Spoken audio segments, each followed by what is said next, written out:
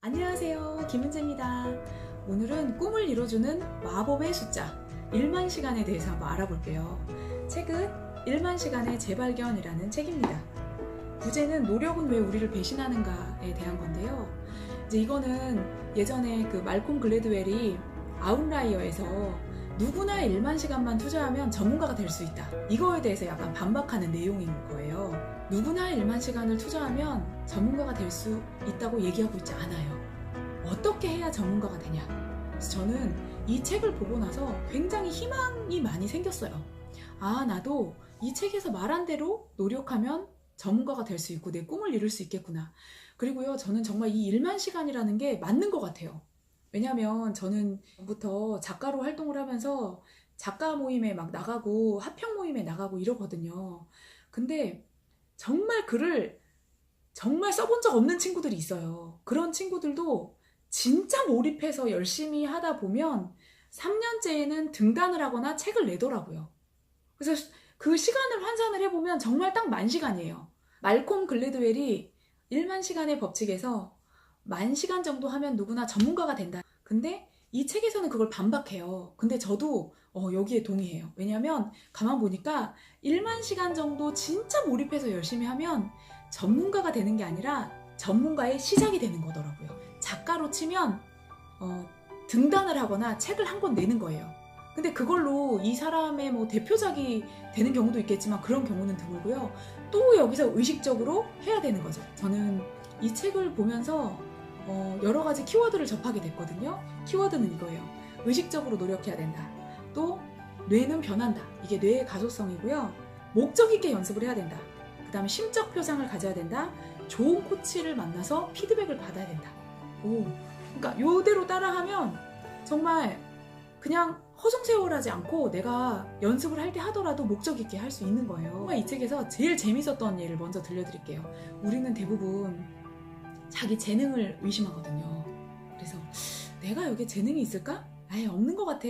그 예를 천재에서 찾아요.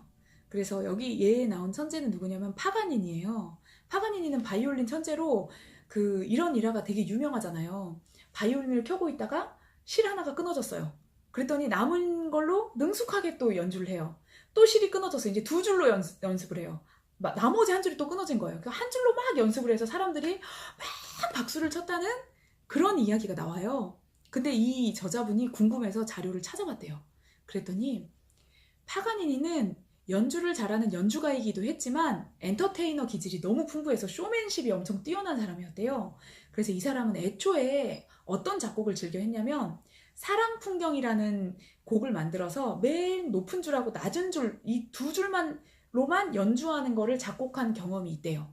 왜냐면 그 당시 연주하던 도시에서 썸 타는 여자가 있었던 거예요. 그래서 그 여자한테 잘 보이려고 낮은 음은 남자, 높은 음은 여자 해서 둘이 대화하는 것처럼 막 이렇게 해가지고 사람들을 막 홀렸대요. 날 나폴레옹 집안의 공주 한 명이 이런 얘기를 했대요. 저는 4개 현이 다 듣는 게 거슬리니까 하나로만 연주해 주세요.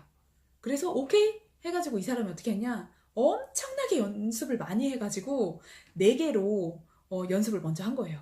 그리고 나서 적당한 때 끊고 해서 마지막 하나로만 연주하는 거죠. 이거를 치밀하게 작곡을 했고 또 연습도 엄청 하고 사람들 앞에서는 마치 우연히 그런 것처럼 웁스 막 이러면서 막 연습을 한 거예요. 그러니까 보던 사람들은 천재다 천재, 아 우리는 바이올린으로는 저 사람 못 따라가, 이렇게 된 거고요. 또 모차르트 예도 들어주고 있어요. 모차르트가 막 10대 때 교향곡을 막 작곡하고 너무 막 신동으로 알려져 있지만 사실 모차르트 삶을 또 들어가 보면 모차르트 아버지가 실패한 음악가였던 거예요. 그래서 자기는 인정을 못 받으니까 자기의 모든 그 에너지를 다 자기 자녀 교육에 쏟은 거예요. 그래서 자기 직장도 그만두고 자기 누나랑 모차르트, 그러니까 모차르트의 누나하고 모차르트의 교육에 막 올인을 하는 거예요. 그래서 10대 초반에는 필체가 모차르트가 작곡했다고 하는데 아버지 필체가 많고요. 또 다른 유명한 소나타를 베낀 그냥 모방작인 거예요. 그리고 정말 그렇게 미친 듯이 연습을 했을 때 10년쯤 지나고 나니까 이제 모차르트만의 독창적인 음악을 했다고 해요. 그러니까 이 이야기를 들으면 아, 재능이 타고난 게 아니라 타고난 재능이더라도 10년 정도는 갈고 닦아야 되는구나, 이런 결론을 맺게 되는 거죠. 그래서 저는 이 얘기를 듣고 나서 오히려 마음이 편안해졌어요.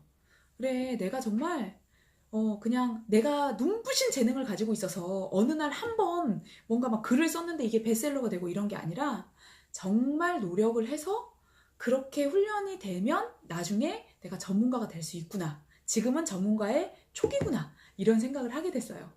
여러분 혹시 전문가가 되고 싶다거나 꿈이 있으시다면 이 책을 한번 읽어보시면 참 좋을 것 같아요. 그리고 이 책의 키워드가 바로 의식적인 노력입니다. 흔히 즐겁게 막 취미로 즐기면서 막 이렇게 하면 늘 것 같잖아요. 절대 안 는대요.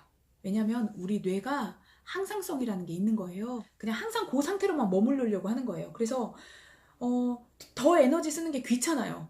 그런데 꿈이 있다는 거는 자신의 그런 안정된 영역을 박차고 뛰어나갈 때 꿈인 거잖아요. 그러니까 굳이라는 단어가 맞는 거예요. 내가 음이 좀 틀렸어요. 피아노 연습하다가. 그러면 굳이 찾아서 그거를 정확히 해야 되는 거예요. 그게 심적 표상이거든요. 머릿속에 내가 생각하는 완벽한 곡은 이런 곡이야. 이게 심적 표상이에요. 그랬을 때 내가 그 완벽한 곡을 연습하기 위해서 의식적으로 노력을 해야 된다는 거예요. 그러려면 얼마나 피곤하겠어요. 실제로 그 악기 연주하는 그런 사람들은 연습을 2-3시간 동안 몰입해서 막 하고 나면 좀 쉬어야 된대요. 이렇게. 그러니까 우리는 악기 연주하면 되게 즐겁게만 할 것 같잖아요. 그렇지 않다고 합니다. 그러기 위해서는 또 중요한 게 좋은 코치를 만나야 한다고 주장을 합니다. 대부분은 이제 처음에 악기 연주하고 이럴 때는 그냥 동네 피아노 학원에서도 배워도 되지만 나중에 정말 전문가가 되려면 좋은 코치를 만나서 들어야 되는 게 반드시 피드백이래요. 피드백. 그래서 저는 이게 참 맞는 것 같아요. 글을 쓸 때는 처음에 평모임이란 걸 하거든요. 그러면 원래 초짜들이 자기가 쓴 글이 제일 재밌거든요. 그림도 처음에 자기가 그렸을 때가 제일 잘 그린 줄 안대요. 근데 이거를 선생님이 좀 권위 있고 또 이 분야의 전문가이신 분이 딱 집어주면서 정확히 여기를 한번 고쳐봐. 이러면 그거를 또 의식적 노력을 해서 이렇게 고치는 거예요. 그러니까 어떻게 보면 취미로 하시는 분들은 즐겁게만 하셔도 되고요. 난 이걸로 정말 프로로 살겠다 이러신 분들은 의식적인 노력을 해서 약간의 고통이 좀 수반되는 거죠. 적 있는 연습을 꼭 하라고 합니다.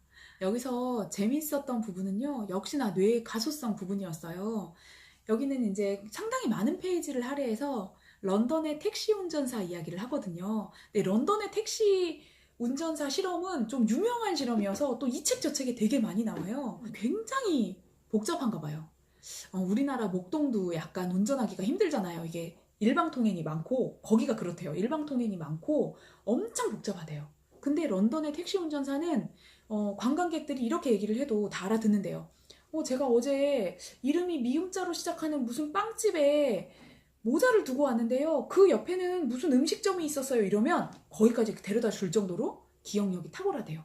왜냐면 그 사람들은 런던의 택시 운전사가 되기 위해서 엄청난 훈련을 받고 시험을 쳐야 되는데 그게 바로 암기 훈련이거든요. 그 런던 전체의 그런 모든 신호 체계나 가게나 도로를 다 외우는 거예요.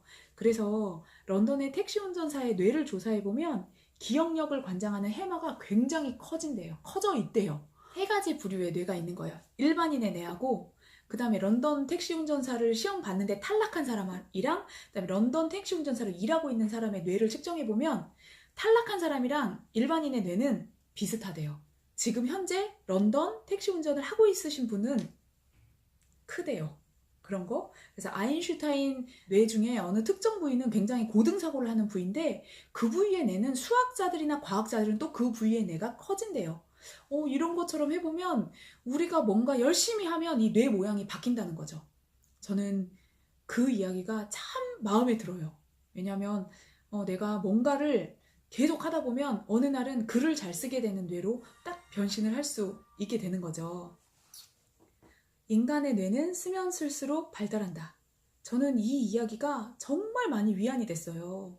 그리고 또 이분은 딱 잘라서 뭐라고 하냐면 인간에게 타고난 재능이란 없다. 누구나 어떤 재능이든 의식적으로 노력하고 좋은 코치를 만나서 피드백을 받고 본인이 목적 있게 그렇게만 한다면 누구나 전문가가 될 수 있다. 이렇게 말씀을 하시거든요. 그 분야가 어떤 분야이든. 그래서 또 다른 예를 든 거는 노벨상하고 서번트 증후군 예를 들어요. 노벨상하고 IQ는 큰 상관이 없답니다. 흔히 IQ 132를 멘사 회원이라고 부르잖아요. 전 세계 인구의 2%래요. 근데 그 사람들이 노벨상 받는 거 아니라고 합니다. 어떤 사람이 받냐? 정말로 연구가 좋고 흥미를 가지고 끈질기게 연구한 사람들. 그래서 리차드 파이만 물리학자는 IQ가 126이래요. 그리고 수많은 발견을 한 과학자들도 IQ가 거의 한 120대라고 합니다. 그리고 직업적 과학자들이 머리가 엄청 똑똑해야 될 것 같지만 110에서 120 정도면 그냥 그걸로 밥 먹고 산대요. 과학을 해서. 과학자들도 본인이 좋아서 하면 너무 머리만 안 나빠도 할 수 있구나. 이런 생각이 들었고요. 또 서번트 증후군은 자폐를 가진 아이들 중에 뛰어난 능력을 가진 사람을 가리키잖아요. 그래서 뭐 자폐인데 뭐 그림을 잘 그린다거나 아니면 피아노를 잘 친다거나 아니면 숫자를 엄청 잘 외우는 거예요. 어떤 숫자든지. 그래서 영화 레인맨에 보면 그 주인공의 형이 막 숫자를 줄줄줄 외우는 자폐로 나오잖아요. 카지노 가가지고 돈 따고 이러잖아요. 근데 이 책에서는 어떤 서번트 증후군이 소개되냐면 달력을 외우는 거예요. 그래서 뭐 1200년 후 몇 월 며칠은 몇 요일이니 그럼 바로 이렇게 딱 나온대요. 그래서 사람들이 뭐라고 하냐, 자 서번트를 봐라, 쟤네들은 타고난 재능이 있는 거 아니냐, 다른 재능은 없지만 그 재능이 있다, 그러니까 인간은 타고난 재능이 있다, 이렇게 얘기를 하는데요. 이분이 어떤 실험을 해봤냐면 아주 평범한 지능의 한 대학원생한테 그 서번트 증후군이 보이는 그 달력 외우기를 훈련을 시켰대요. 딱 16번 훈련하고 나서 똑같이 해냈대요. 똑같은 속도로. 서번트 증후군 애들이 잘하는 것 자체가 그게 자기가 흥미가 있어서 열심히 파고들고요. 하루 종일 그것만 하니까 잘하는 거래요. 저는 이걸 보고 나서 재능의 재발견, 또 IQ의 재발견, 뇌의 재발견, 이런 걸 하게 됐어요. 오히려 제목은 노력은 왜 우리를 배신하는가 이지만요, 그냥 목적 없이 즐기듯이만 하지 말고 어떻게 보면 고통을 좀 감수하고 내가 꼭 성장하겠다는 그런 목적을 가지고 이렇게 노력을 한다면 결코 노력은 배신하지 않는다. 이런 이야기를 이 책에서 들려준다고 생각합니다. 저는 앞으로 이루고 싶은 꿈이 참 많고요. 또 저도 그 꿈을 위해서 계속 노력을 할 거예요. 여러분은 어떤 꿈을 갖고 계신가요? 여러분도 혹시 꿈이 있다면 이렇게 전문가가 되기까지의 만 시간, 그리고 그 이후의 시간들을 저와 함께 이루어 나갔으면 좋겠습니다.